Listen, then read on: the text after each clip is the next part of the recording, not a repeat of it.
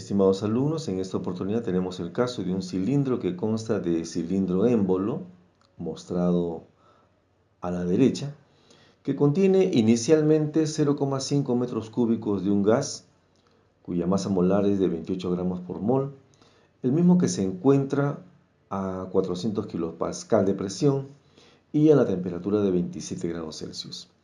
Dentro del dispositivo se enciende un calentador eléctrico, en el cual la corriente le suministra desde afuera una potencia eléctrica de 240 watts durante 5 minutos. En estas condiciones, el gas se expande a presión constante, durante el cual ocurre una pérdida de calor de 2,8 kJ. Si el calor específico del gas a presión constante tiene un valor de 1,039 kJ por kilogramo por Kelvin, se pide determinar 5 cosas. En la parte A, ¿cuál es la cantidad de moles que posee el gas? En la parte B, ¿cuánto fue la energía calorífica que absorbió el gas durante el proceso? En la parte C, ¿cuál fue el valor de la temperatura final que alcanzó el gas? En la parte D, ¿qué trabajo realizó el gas durante el proceso? Y, finalmente, en la parte E, se pide determinar la variación que se produce en la energía interna del gas. Considero necesario identificar, en primer lugar, los datos que presenta el enunciado de este problema. Así, por ejemplo, podemos reconocer que se trata de un proceso isobárico, puesto que la presión se mantiene constante. El volumen al inicio es de 0,5 metros cúbicos. La masa molar expresada en gramos por mol es de 28 gramos por mol. La temperatura al inicio, denotada como T1, es de 27 grados Celsius, que expresada en el sistema internacional quedaría como 300 Kelvin. La presión inicial, que hemos denotado como P1, resultaría ser de 400 kilopascal.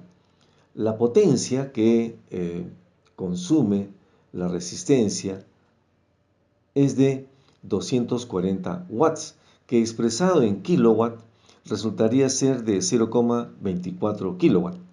Y el tiempo de consumo de esta energía eléctrica resultó ser de 5 minutos, que expresado en el sistema internacional sería de 300 segundos. Finalmente, el calor específico a presión constante del gas resulta ser de 1,039 kilojoules por kilogramo por Kelvin, que expresado en joule por gramo por Kelvin no experimenta ningún cambio en su valor numérico.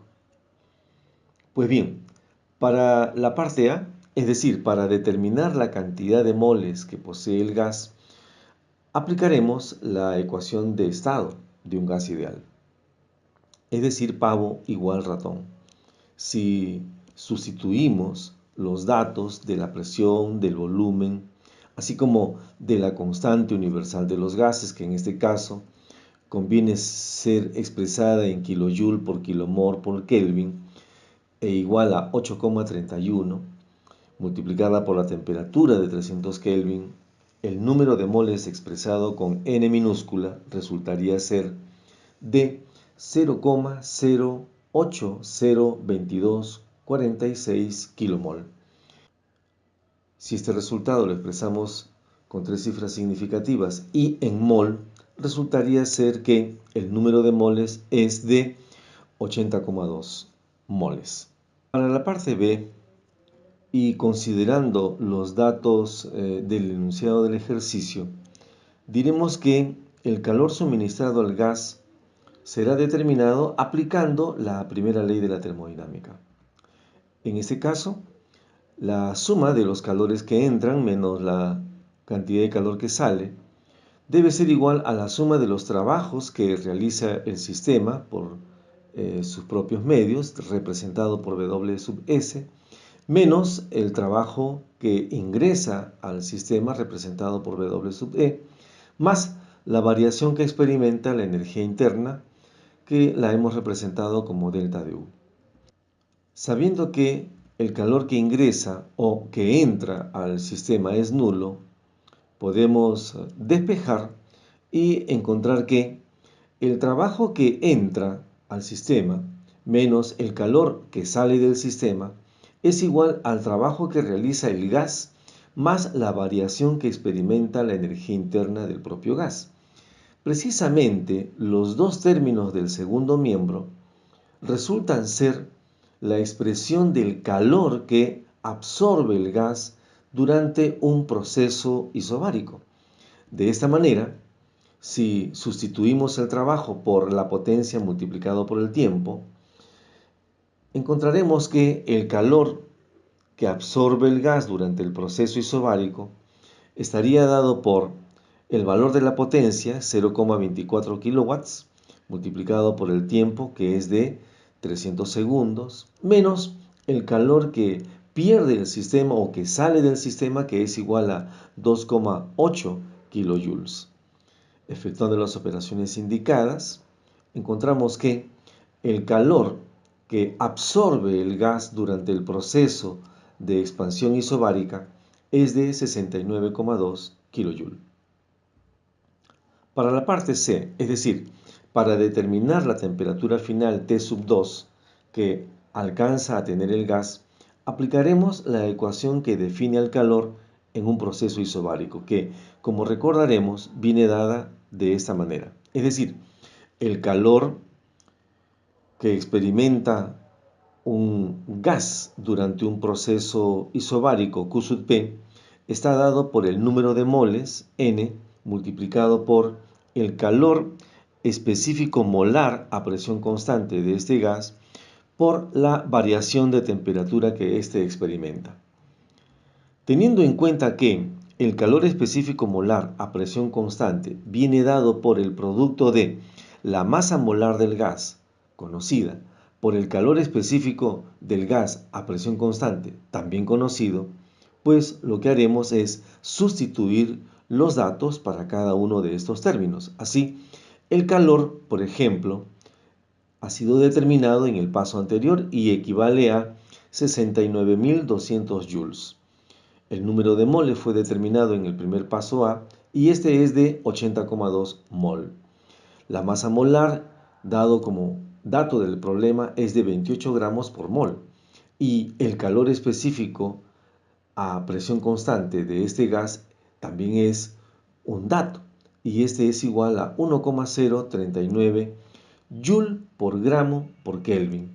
Si a esto lo multiplicamos por la variación de temperatura que la hemos expresado como la temperatura T2 menos la temperatura inicial que es de 300 Kelvin, al efectuar las operaciones indicadas y despejar el término T2 encontramos que la temperatura final T2 expresada con tres cifras significativas resulta ser de 330 Kelvin.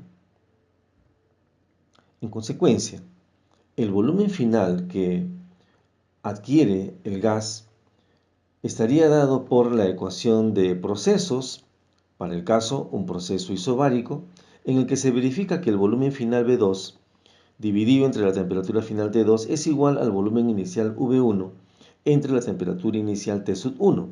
Sustituyendo los datos y despejando convenientemente, encontramos que el volumen final sería de 0,55 metros cúbicos.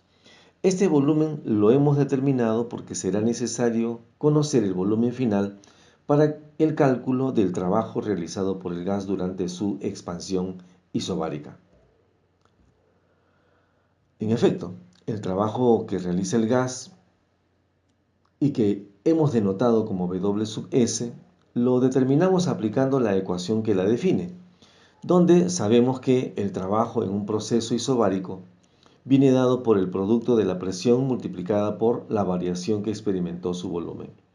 Si sustituimos los datos, es decir, la presión por 400 kPa y la variación de volumen como la diferencia del volumen final que lo hemos determinado en el paso anterior y que fue de 0,55 metros cúbicos menos el volumen inicial que fue de 0,5 metros cúbicos, tendremos que el trabajo expresado con tres cifras significativas resultó ser de 20 kilojoules.